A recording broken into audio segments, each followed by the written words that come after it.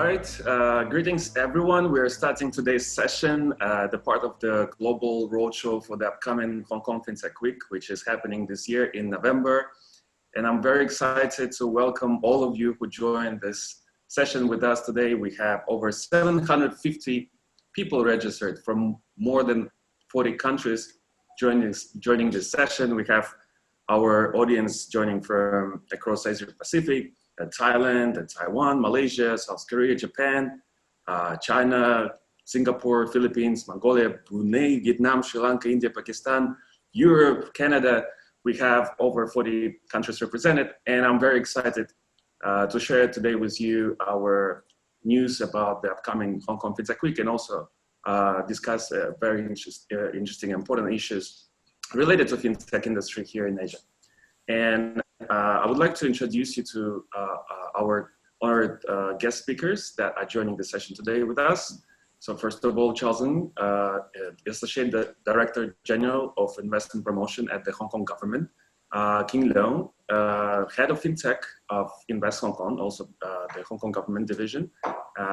Daniel Tu, Active Creation Capital Founder and Managing Director. Kelvin Choi, Chairman and CEO of the company called AMTD. And myself, Anthony Sar, CEO and founder of FINNOVASIA, the appointed organizer of the Hong Kong FinTech Week. And later I will give you a little bit of update of what exciting things we prepared for you at the upcoming Hong Kong FinTech Week. And then we will also dive to the conversation with our distinguished speakers on the most important topics around the FinTech development. You can do it by and submit your questions. But before we start, I would like to give a word of welcoming remarks to Mr. Charles Leung, Associate Director General of Investment Promotion at the event Invest Hong Kong. Charles, please go ahead. Thank you, Anthony. Good afternoon and good morning to some of you who are on the other side of the world. A very warm welcome to this forum. We're extremely excited to welcome you all, and a big thank you to all the participants and speakers. You know, as we all know, we are going through, actually Hong Kong is going through a third wave of the coronavirus, and we hope we're going to be able to contain it very soon. We're going through obviously an unprecedented situation with the crisis here and the coronavirus globally, but also with the social unrest last year and so on. But nevertheless, we believe that looking forward in the future, we will be able to not only survive through these crises globally, but also come out stronger as we have been. Hong Kong has been very resilient to a lot of past crises, and we believe that we will also come out stronger. We were encouraged to see the numbers that mainland China actually, the GDP was in the positive territory despite of all the crisis, and we believe that this part of the world will be pulling through the crisis, be the first to pull out of this. Now, we're very excited about this, the development of the ecosystem. Since last year at the FinTech Week, there were a lot of announcements about the virtual banks and the virtual insurance, and we made a lot of progress since. And this year at the FinTech Week, we will be making a lot of great announcements on the progress. Now, the ecosystem here is very unique. We're very excited to be able to convey to you and update you on some of the things happening in this ecosystem, in this panel, in this discussion today. In view of the fact that Hong Kong is part of the Greater Bay Area, we see that a lot of opportunities, not only from a B2B perspective, but also B2C perspective. The ecosystem has been growing tremendously. We now have over 600 FinTech companies. From 5 years ago, we've seen this ecosystem growing from strength to strength, and we really like in terms of the vibrancy and the momentum that we see. So from an investment perspective, we've seen a lot of family offices and more ultra net worth individuals, corporate investors getting on the bandwagon, getting involved in terms of funding the fintech companies and other startups that are looking at this part of the world. So from a funding perspective, we see very big developments and excitement coming in from new investors, not only from family offices, but also from the ultra and high net worth individuals, as well as the corporate investors. So the panel will be able to talk a little bit about that later on. We also see a very interesting development in terms of openness of the marketplace. Now, whether you folks are in the various areas of regulatory technology, wealth technology, insurance technology, or credit tech, and so on, we see opportunities here opening up because there's needs of new solutions as we develop and open up the market. And as we integrate the economies of Hong Kong and that of the Greater Bay Area, which constitute, for those of you who are not familiar, it's a 71 million population just north of Hong Kong. It's the 9 cities in the Greater Bay Area, just north of Hong Kong, plus Macau and Hong Kong. So 11 cities with a population of 71 million people, $1.4 trillion economy, equivalent to that of Korea. So we see that integration of the economy and opening up and convergence really creating an amazing, unique ecosystem that is second to none. So that is really there. And we've seen also an amazing development and interest from the B2B side, of course, which actually constitute about 76% of the marketplace here. For those of you who are providing solutions to the B2B market, there's an opportunity here for you to tap into, whether it is for insurance companies. In terms of banks, we have 160 banks now in Hong Kong, plus 8 virtual banks. That will be discussed later on, and also 162 insurance companies and 4 virtual insurance companies. And of course, in terms of AUM for asset management as well, Hong Kong is a leading platform. And with that goes without saying that in terms of capital raising, in terms of IPO, whether it is our stock exchange, also leading on a lot of innovation, which needs a lot of the fintech solutions.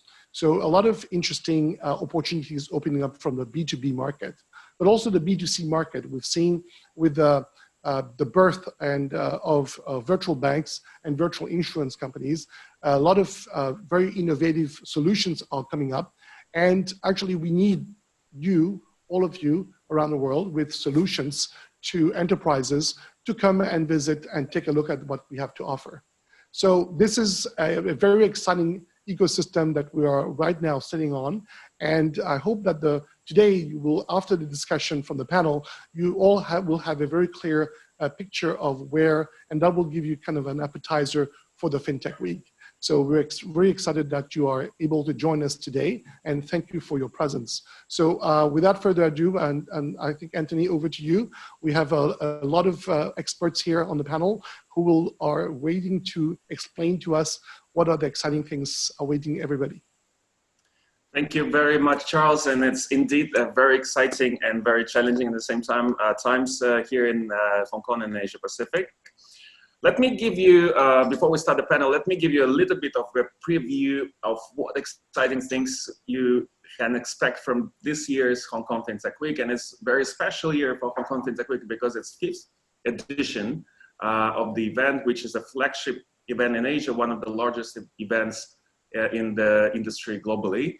And this year we are expecting over 17,000 attendees from over 60 countries, economies, over 200 speakers, and of course we expect more than 4,000 business meetings happening with over 150 exhibitors. But let me, instead of going through the numbers, show you a very short video just to give you a feel of how does Hong Kong FinTech Week look like.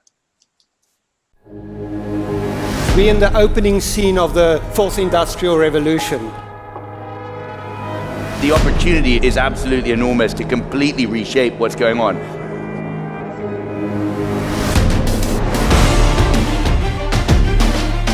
People have frustrations with their banking experience. Now is the time for FinTech to really take over.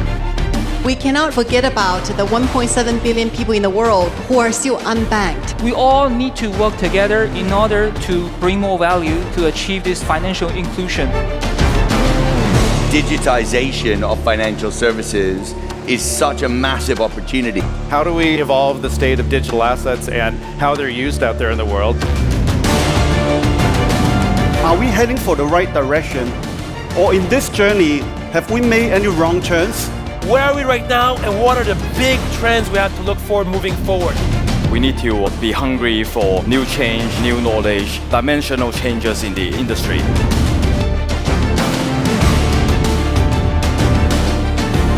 We're going to see a fundamental transformation, but we are just at the beginning.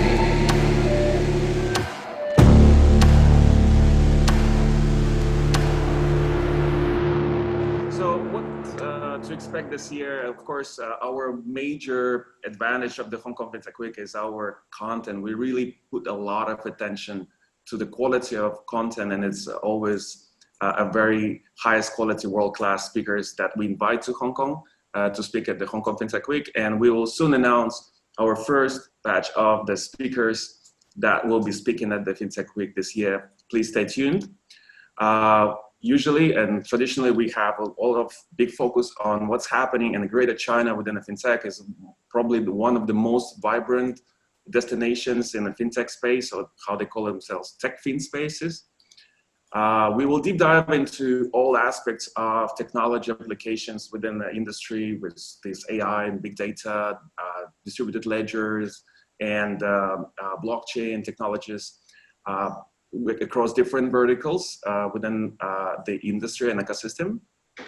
One big feature that we introduced this year, of course, is our brand new AI-powered matchmaking app to help you to really connect and make meaningful connections and meet people that are relevant to you who are attending the FinTech Week, and we will facilitate the business deals. One of the most exciting things that we're introducing this year for the first time is so-called Global Fast Track Program. So if you are a B2B company that are looking for opportunities in Asia, in Hong Kong, then please pay attention to this information, because this is a very unique program we designed specifically to help you to start your operations here in this region in Hong Kong by helping you to connect with the industry leading companies and connect directly with executives within these verticals of trade finance, capital markets, insurance, tech, retail banking, commercial banking, wealth tech, payments. So if your company is a B2B company that provides services or solutions within these verticals, we very much welcome you to please apply for this program. And we will be doing this for free to help you to really connect with the decision makers within the most important financial institutions and companies here in Hong Kong. And that's pretty much I would like to share. You can find all information on the fintechweek.hk. And please, if you're interested in Fast Track, go to Fast Track session and see how you can apply. We will soon announce more exciting details about the upcoming FinTech Week. Please stay tuned. And I would like to switch to the conversation with our distinguished panelists. And I would probably start with maybe Calvin Choi, who is the CEO and chairman of AMTD. This is the homegrown, as I mentioned, investment bank that recently successfully launched the virtual bank here in Hong Kong together in partnership with the Xiaomi, is the largest, one of the largest smartphone manufacturers globally, that now is going into the financial services. And soon, and also AMTD is bidding for the virtual license in Singapore, and recently made a few steps on acquisitions in the region. So Kelvin, would like to give the word to you, and please, could you share with us from your perspective, you've been very active recently in this space, what are the major market trends that are affecting the industry here in Asia, in Hong Kong, from your perspective? Thank you, Anthony. And once again, very happy to be here with all of you today. Thank you to Charles, to King Leung, to the Hong Kong government, Invest Hong Kong, and FINNOVASIA to bringing this event back into this year again. I think very much look forward to it. AMTD, we have been involved in the event from the very early beginning, so look forward to the many connectivities with all of you. So I think looking into the trends for the overall, I think of course the world is getting into more digitalized, and we see that everyone's living, I think no matter whether we like it or not, but because of the global pandemic, now it's pushing all of our living into more of a virtual space.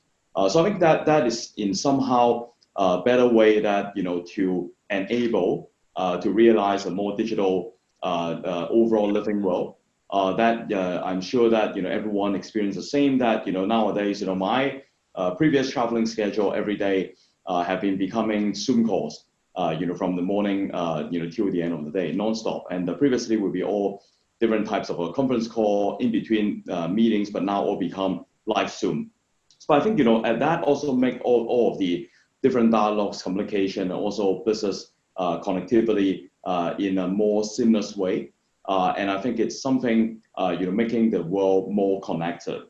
So I think the different coming out of the digital licenses, no matter in Hong Kong, in other parts of Asia, of course, have been enabling this in a more effective way. So I think thank you to the Hong Kong government, the HMA, bringing the 8 virtual banking license. So we are very honored to be one of the winners, working very closely in partnership with Xiaomi. And now this AirStar Bank officially commence our business operation.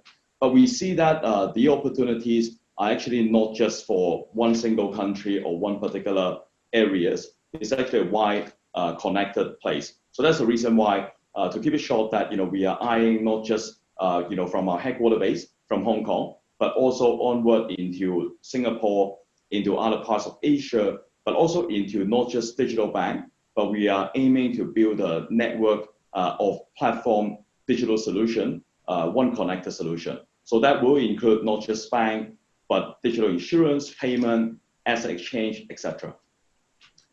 Fantastic, thank you, Calvin. We will come back to this in more details and hear from you on what's happening next, what's the next steps. And maybe we could also switch to Daniel. Daniel too spent decades between Silicon Valley, Hong Kong, and Greater China, working on the different innovative products. And of course, one of the last things that he'd been involved was he was in charge of innovations within Ping An Group, which is one of the largest tech-fin giants from Greater China, that also recently actively moving into virtual banking space. So Daniel, from your perspective, how do you see the landscape is changing over the last few months within the fintech industry, and what do you see as China's role within these changes? Good to be with my fellow panelists. I just think that these are extraordinary times, and COVID-19 seemingly overnight ushered us into a full digital age, and it seems that each and every interaction is digital or virtual, and therefore, while we talked about the threats, there are endless opportunities. And specific to China, I think between COVID-19 and what we understand to be some of the geopolitical tensions, we will see acceleration in terms of fintech and what it means, not just an end game, but what it means to defining the digital age of risk management and the efficiency of allocation of capital. And so I would project that the tech giants in China will take up a leadership role. They will set standards. I no longer consider them to be disruptors. They are in full mode transforming not just the financial services, but also insurance as well as healthcare. And so as we speak about fintech broadly, it not only covers fintech, but insurtech and health tech. So that is the exciting part for all of us. And if you are in the startup community, the days of runway, short stack, full stack, and funding, those questions are vastly different pre-COVID-19. And I'll just stop right there. Okay, thank you, Daniel. Yeah, it's a very interesting point, and we can see how the tech-fin giants from China actually going and scaling their business outside of China. Of course, virtual banks in Hong Kong. So they're looking into Southeast Asia. It's very exciting next few months. And I would like to pass maybe words to Leung, who is the head of FinTech at the Invest Hong Kong, who works with Charles. And King spends his days usually on talking to startups, talking to scale-ups and growth stage companies that are looking to, in FinTech space, that are looking for opportunities to scale their business in Hong Kong. So based on these conversations that you have on a daily basis, King, what's your feeling about interest towards Hong Kong, and how do you see Hong Kong would be resilient or will continue to attract the FinTech companies within the next 12 months?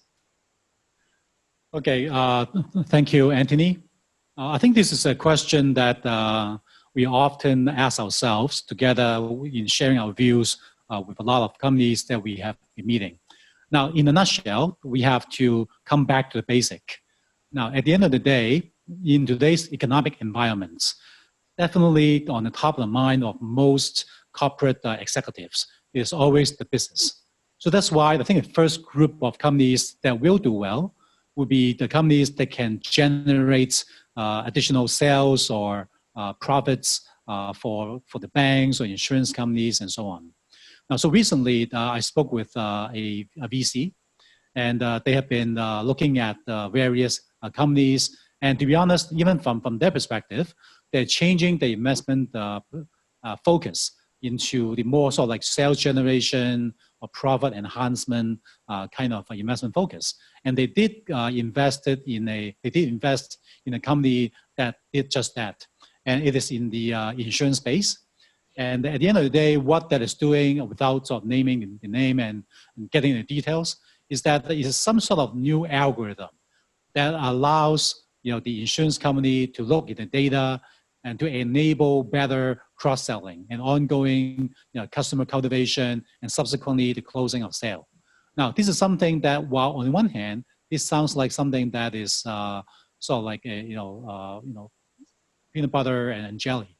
But at the end of the day, I don't think a lot of companies in the insurance space have really figured it out and put it into action, particularly in a more automated and digitized way. So as a result, companies like that will tend to do well. Now, the second group of companies that will do well, which is also related to insurance, is that now, I think for some of you who might be following what's happening in Hong Kong, and actually the banking sector has done a great job in the past few years. So based on a recent study by the HMA, the Hong Kong banking regulator, and also the de facto central bank, the adoption of FinTech in terms of already adopted FinTech or in the process of adopting FinTech, basically amounted to 86% from all the banks being surveyed.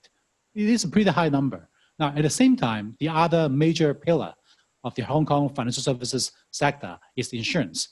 Now, relatively speaking, the insurance companies have been, I guess, more cautious in adopting sort of the new ways of doing business digitally and so on. And also on top of that, there's one very unique characteristics of the insurance sector that kind of created some resistance in the past. But now I think the whole sort of landscape has changed. And that is a lot of the insurance companies, particularly in the life insurance space, which is arguably more profitable, have been using humans, right? I mean, the whole sort of person-to-person, agency force selling. And this has been going on for so long that has become so entrenched. So any major digitization would be met with some skepticism from a sort of agency standpoint. So this is the kind of channel conflict that's been the, I guess, the bottleneck, if you will. However, pandemic changed all that because obviously the agents also need to close sales with the clients being, I guess, at home and a bit more reluctant in meeting face-to-face. So any technology that can help the insurance companies and the agents to sell and to maintain the relationship with the clients would be welcome.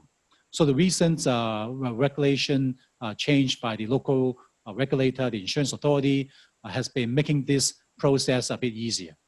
Now, so I guess I can go on, but in a nutshell, I think I can put the opportunities in two groups. The first group would be more from the business standpoint. Anything that can help generating business, enhancing profits would be widely welcome. The other bit would be the more, I would say, must-have. So for example, the regulation aspect, right? So RegTech, for instance. Obviously, a lot of banks, the insurance companies, they just have to do it. Otherwise, you can't forever using manual way to fulfill all these ever increasing scrutiny by regulators. So you have to have some technology. And the other thing would be sort of the underlying technology in terms of pay tech and so on. But in the interest of time, I guess I'll pause for the moment, and perhaps I can turn it back to Anthony. Thank you, King. And indeed, insurance is one of the vibrant sectors here in Asia, and in particular in Hong Kong. And I would like to maybe ask Calvin. Calvin from AMTD. Calvin has been very active recently. We talked about investors and VCs activity. And Calvin and his company, AMTD, made a few important acquisitions with acquiring the 3 companies in Singapore, Capital Bridge and Capital Markets Policy PAL in insurance space, and FOMOPay in payments. So it looks like, it feels like you are very optimistic towards this region and opportunities here. Is that true, Calvin? I think I'm optimistic about the overall digital power for the whole Asia and also for the whole world. And in fact, I think we here situated in Hong Kong, I think as a Hong Kong company, or as especially as a financial services company, I think digitalization is a wave that we must face.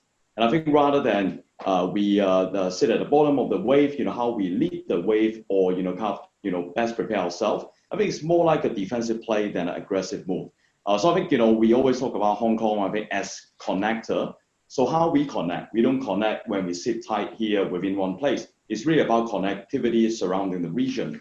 So I think how we have been with the concept. So earlier this year at the World Economic Forum, we hosted a very successful event called the Smart Asia Connecting Greater Bay with ASEAN. So I think, we really, when we see the opportunity, for example, for digital bank, virtual bank in Hong Kong, it's really about eyeing Greater Bay. I think Charles talked about, the 71 million population or the size of the economy. But same thing when you look into connectivity into Singapore. Singapore as the hub or gateway from our perspective into the rest of Southeast Asia. So it's really connecting the dots in between different places, making the roadmap or the overall solution mapping more complete. Thank you, Calvin. It's interesting that you mentioned Singapore, and I often hear the same question of people asking me where you should start your fintech business, whether you choose Singapore or Hong Kong. I always say you should go both. Asia is too big, and there's other cool, exciting destinations for that. And Calvin, is further following these acquisitions recently that you made in this fintech space, are you planning to buy any other fintech companies? And what kind of companies are you looking at now? I think fintech or techfin, right, as you phrase it, or the overall financial services power going through digitalization, right? It's actually, you can break it down into many sub-vertical, many specialty areas, right? So I think, anything that, within our business dimensional, our visions, or in terms of our business areas of focuses, those areas will be our focuses in terms of how or in which way we want to make the next investment or acquisition, right? So, we see that during COVID-19, the global world, I think, of course, is changing rapidly. But I think it's there is actually a new form of investment, or in a way that I call it, from our own proprietary word, we have the fusion in strategy. That we will identify the right expert, not only the company itself, but also the entrepreneur. And then we go in, right? Not only just making one investment, but we provide a more permanent home to the company, to the entrepreneur, and we groom them and support them for their next growth, expedited growth, open-end ecosystem, for the fields of the connectivity for that particular company. So I think through this Fusion In program, we groom the entrepreneurs, but actually we provide a permanent home to them. So I think we probably, that we see it and very confidently that will make companies more resilient and stronger over the pandemic situation. Okay, thank you, Calvin. By the way, everyone who is listening to this session, I encourage you to send your questions and use this opportunity to address your questions to our distinguished speakers. You can do it by clicking on Q&A button in the bottom bar. And I would like to switch to Daniel.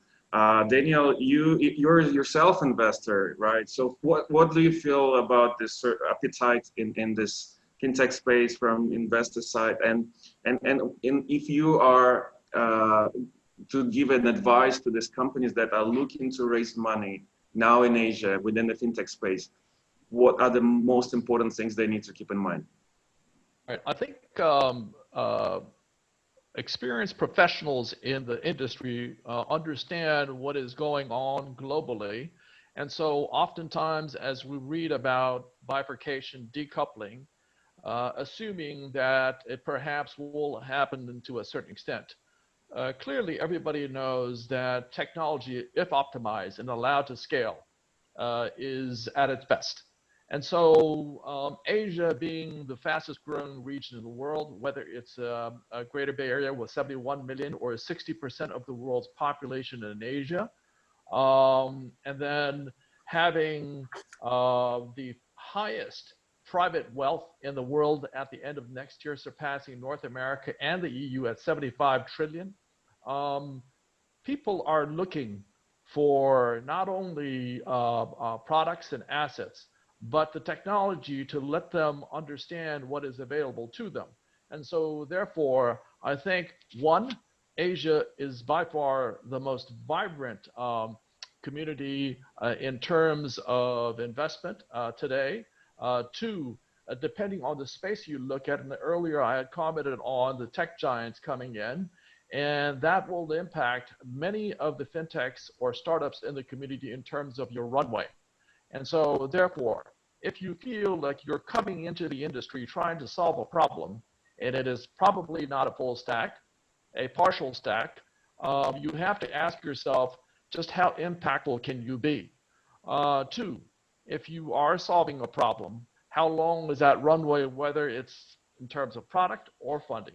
And so therefore, if you look at a couple key pieces in fintech, whether it's payments, credit, wealth management, and so forth, understanding the underpinning of the industry is critical. And so therefore, if you look at 2008, when the financial markets collapsed, we saw digital platforms disrupting the value pools and the value chains.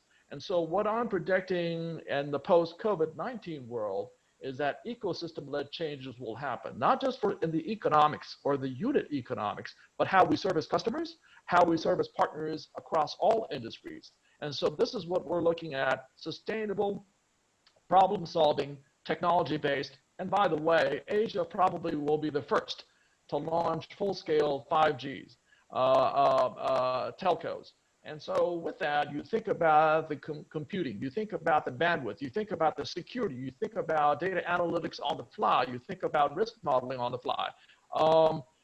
So this is what I talk about. When you are able to do that, you are able to customize and personalize on the retail end to scale. And whereas in the past, it used to be scale based on standard products, those no longer will be able to survive.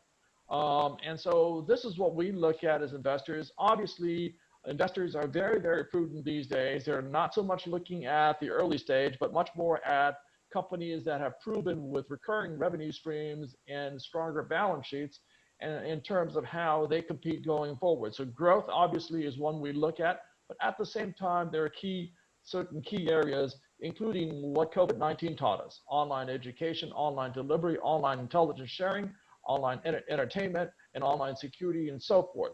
But all those things at some point will be optimized through data analytics. And so whether it is big data, whether it is the cloud, whether it is the infrastructure that deals with all of that. These are things that we looked at constantly.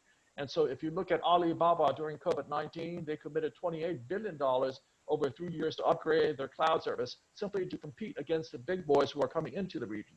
So these are things that we look at, and we look at the infrastructure going forward and how that can help the community in general. And so I feel optimistic about that, but these are challenging times. But then again, as I said at the outset, there are plenty of opportunities out there.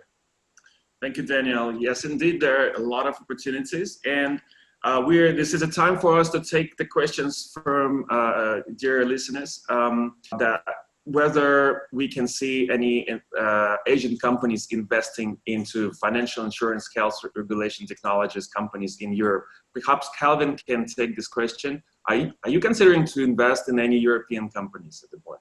Absolutely. I think, we do not set any restriction or in terms of any kind of like limit or cap as to, where and which area to invest, as long as, it will amplify and support more of our digitalization power from AMTD side. So I think, I very much agree with you, Anthony, that when you talk about that, when you give advice to people, it's really not about that, I only doing things in this particular area or country or not in another particular area. I think it's really about world connectivity power. So I think, we have been, of course, seeing that the world's getting, more connected. I think, there are lots of, very successful, and technological advanced tech companies or fintech companies, I think, emerging in different areas of the world. I think ultimately from AMTD side, as our own experience, we have been investing into global fintech companies from very early days.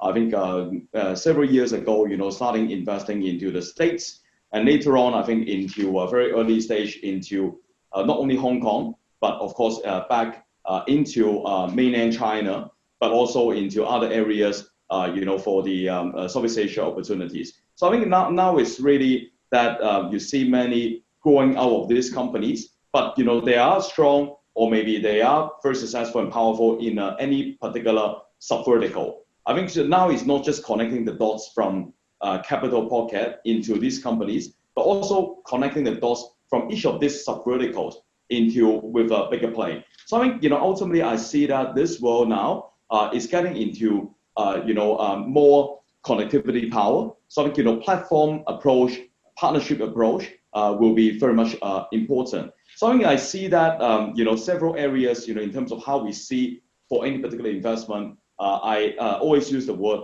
TAS, TAS. So TAS, from a T, is really about digital talents.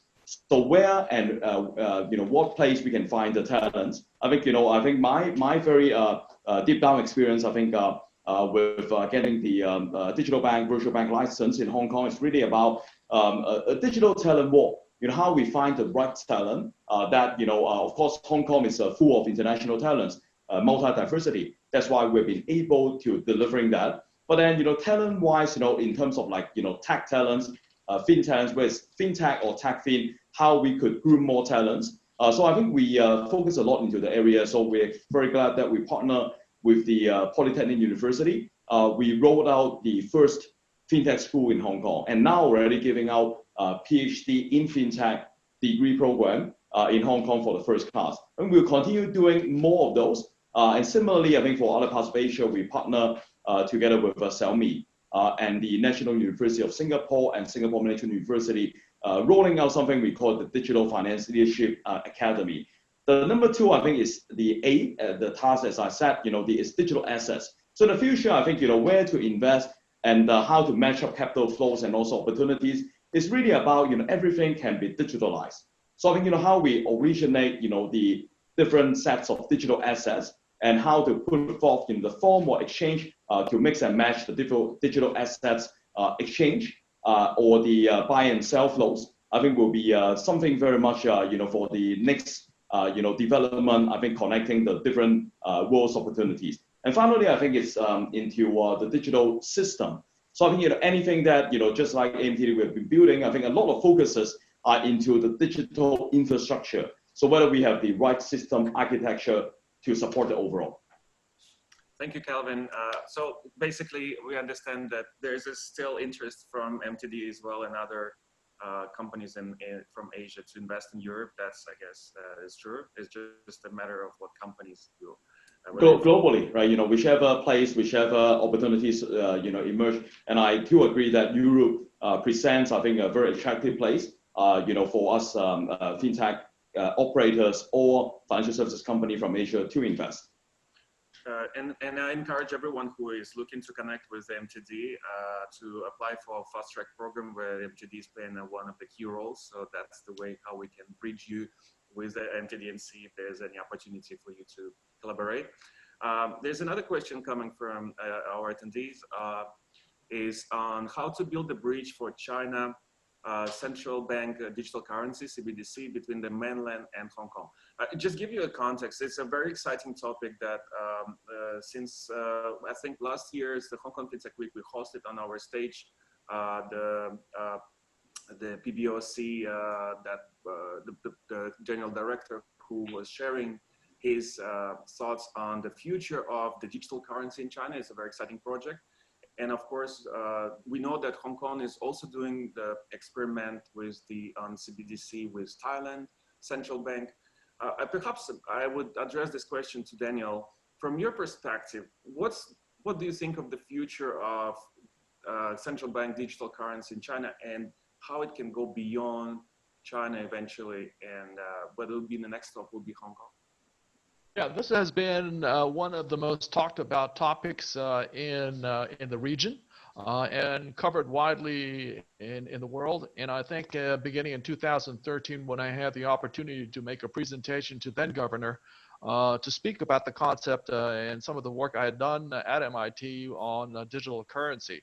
And so what is happening now is there are really two areas. One is the domestic applications, two, the overseas potential opportunities. And what we know is this.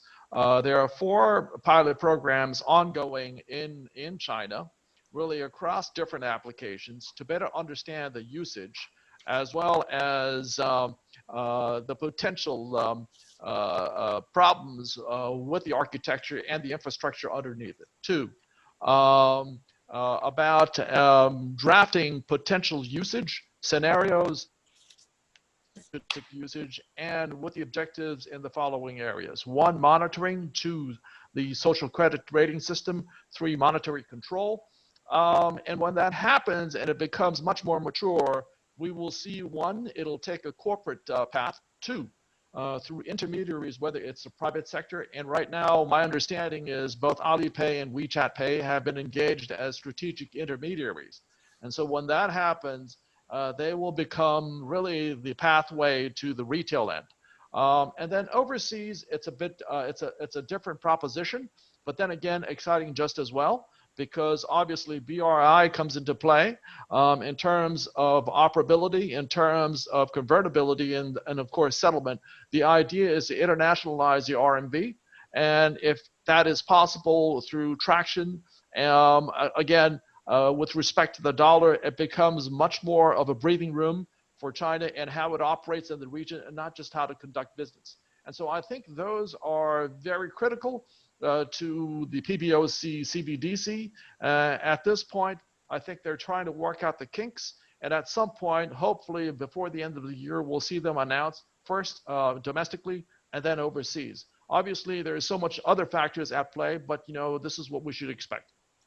Thank you, Daniel. And I just, would remind you that we will be covering this topic very in depth during this year's Hong Kong FinTech Week. Of course, CBDC and China's ambition in this space is very exciting and very interesting. There's another question coming from our attendee on Greater Bay Area. And I think the King would be the perfect person to address this question. So King, which financial services fintech companies can capitalize the most on the Greater Bay Area? And maybe you can give a little bit of context of what is the Greater Bay Area for those who don't know. Right. Now, okay, thank you, Anthony. As Charles mentioned, the GBA consists of 11 cities in total, including Hong Kong and Macau. At the same time, we look at the jurisdictions. We're talking about 3 separate sets of legal systems. So as a result, I think the challenge that GBA will face, in some ways, with similar, comparing with the sort of birth of the EU, right? When you try to sort of mesh the different jurisdictions together. Now, but they haven't said that because China have a very strong will to make this happen. So to my recollection, around the end of May, so literally less than 2 months ago, the PBOC made a public announcement about the framework of the GBA integration. So that consists of 4 key principles, principal guidelines, and 26 more specific guidelines in different areas of financial services.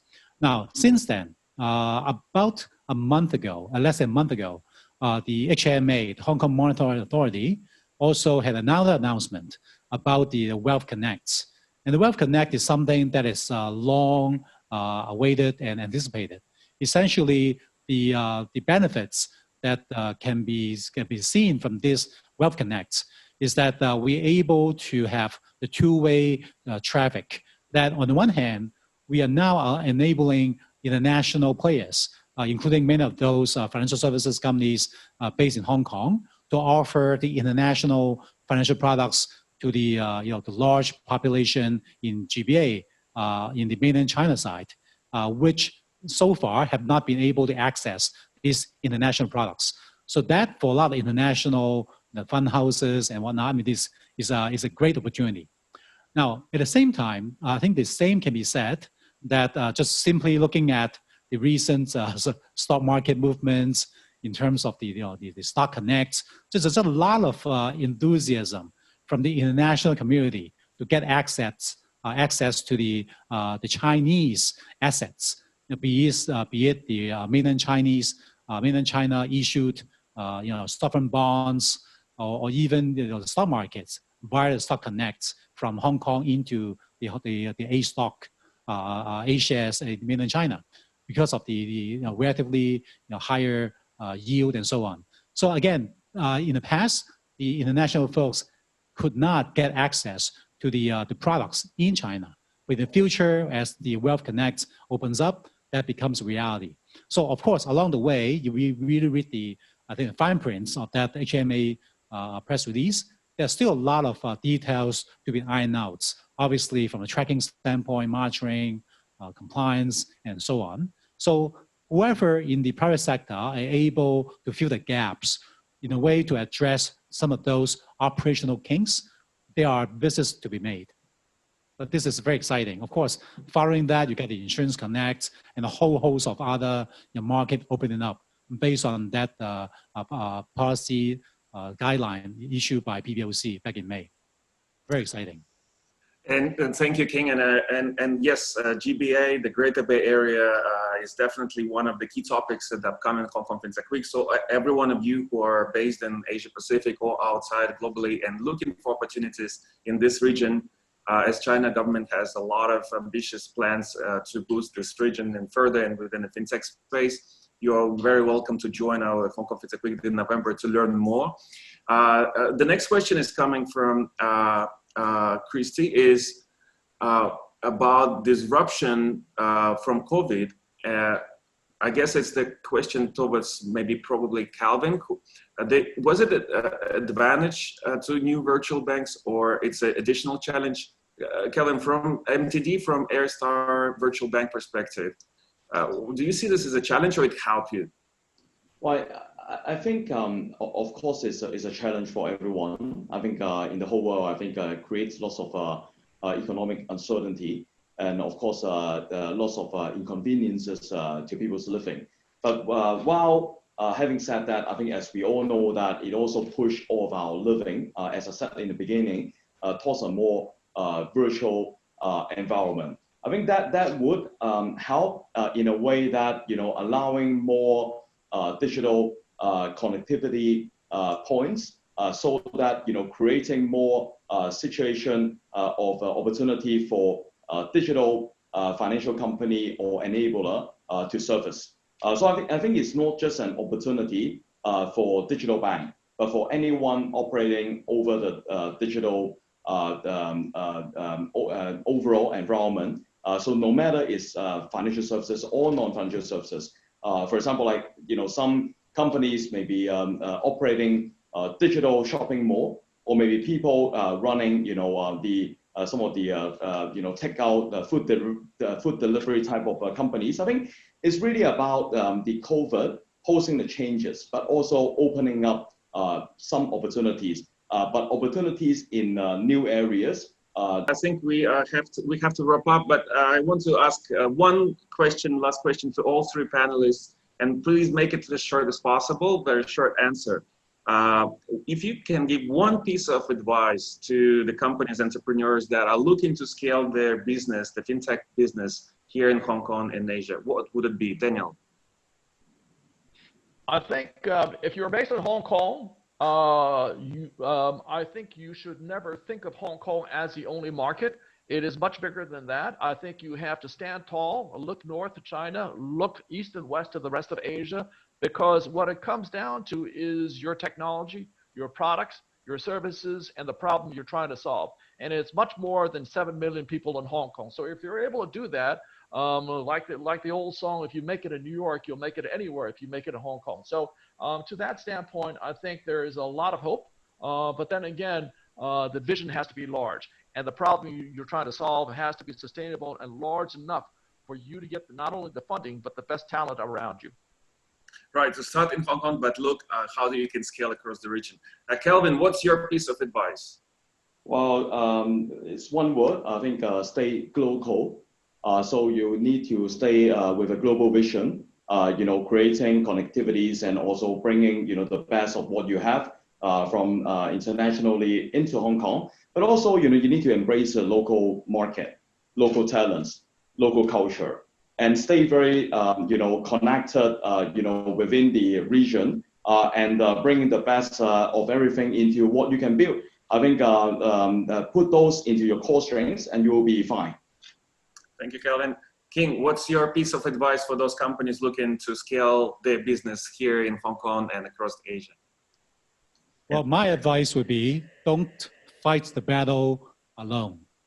Essentially, this is a changing world, and it's just difficult to try to conquer and solve all the problems by yourself, or whoever that is. So that's why we'll highly encourage a lot of the particularly companies from overseas to come talk to us, because the Invest Hong Kong and the FinTech team is positioned to be the super connector, that we know all the good partners in the space. So like AMTD is a great resource. They have their own SpiderNet, which is also a fantastic ecosystem that once you are plugged in to the local ecosystem, then you're able to access some resources that can accelerate your growth. So don't fight the battle alone. Thank you, King. Thank you, Calvin. Thank you, Daniel. I understand we have so many things to discuss, but we are running out of time. I promise you there will be plenty of opportunities to dive into all these aspects during the Hong Kong FinTech Week. Meanwhile, I want to say thank you for everyone joining this session. It's the first session among the Global Roadshow series that we are starting for the upcoming Hong Kong FinTech Week. Our next one would be focused on Americas and also next will be Europe. So please go to the FinTechHK to find out more details and join our next session. So thank you everyone again, and good luck. Bye-bye now. Bye-bye.